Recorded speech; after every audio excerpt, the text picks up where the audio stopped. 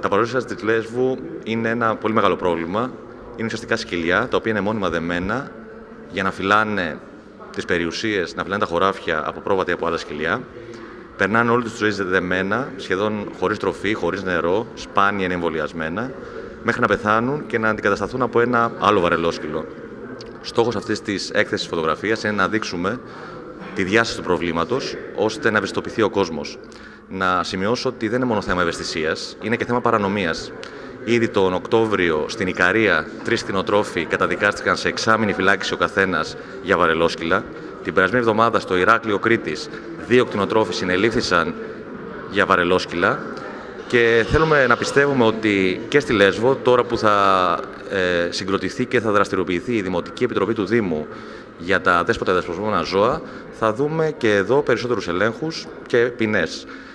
Θα ήθελα να προσκαλέσω όλους τους συμπολίτες μας να έρθουν, να δουν την έκθεση, να ενημερωθούν και να προβληματιστούν για αυτή την απαράδεκτη κατάσταση, η οποία ρυπαίνει πραγματικά την ύπαιθρο του νησιού μας και να μας βοηθήσουν να κάνουμε κάτι για να αλλάξει.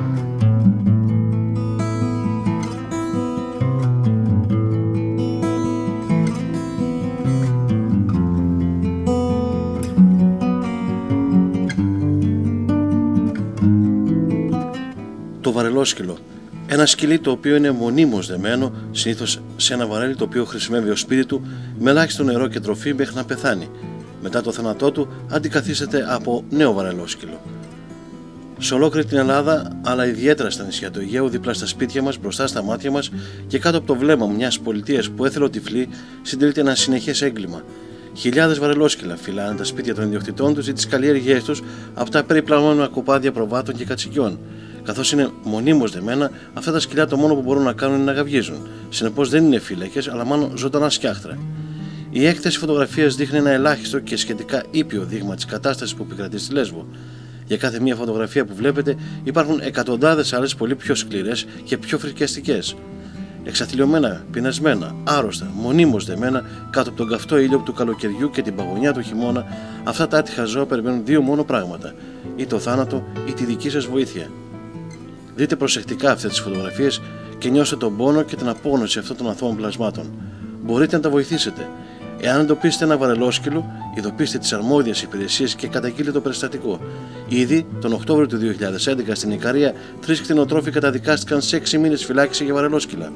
Με τον νέο νόμο 4039 του 2012, οι ποινές για όσους υποβάλλουν τα ζώα τους σε τέτοιες συνθήκες διαβίασης περιλαμβάνουν τουλάχιστον 1 χρόνο φυλάκισης και ως 45.000 ευρώ πρόστιμο. Η ύπαρξη των βαρελόσκυλων είναι έγκλημα. Νόμος 4039 του 2012. Μην κλείνετε τα μάτια. Καταγγείλτε κάθε περιστατικό που εντοπίζετε. Μαζί μπορούμε να βάλουμε ένα τέλος. Μαζί μπορούμε να σπάσουμε τις αλυσίδες. Πού πρέπει να απευθυνθείτε για να καταγγείλετε την ύπαρξη βαρελόσκυλου και γενικότερα κάθε κακοποιημένου ζώου, σκύλου, γάτα, αλόγου κλπ. Δεσποζόμενου ή αδέσποτου, στο αστυνομικό τμήμα της περιοχής σας. Αστυνομικό τμήμα Μυτιλήνης, αξιωματικός υπηρεσίας 22510, 22021 και 588447. Στη Δημοτική Αστυνομία Λέσβου, 22510 43338. Στη Γενική Διεύθυνση Αγροτικής Οικονομίας και Κτηνιατρικής Λέσβου, Διεύθυνση Κτηνιατρικής 22510 47427 και 47428. Για περισσότερες πληροφορίες, δικαιοσύνη για τη Λίζα, όχι στις κακοποίησεις ζώων στη Λέσβο, email justiceforliza@gmail.com.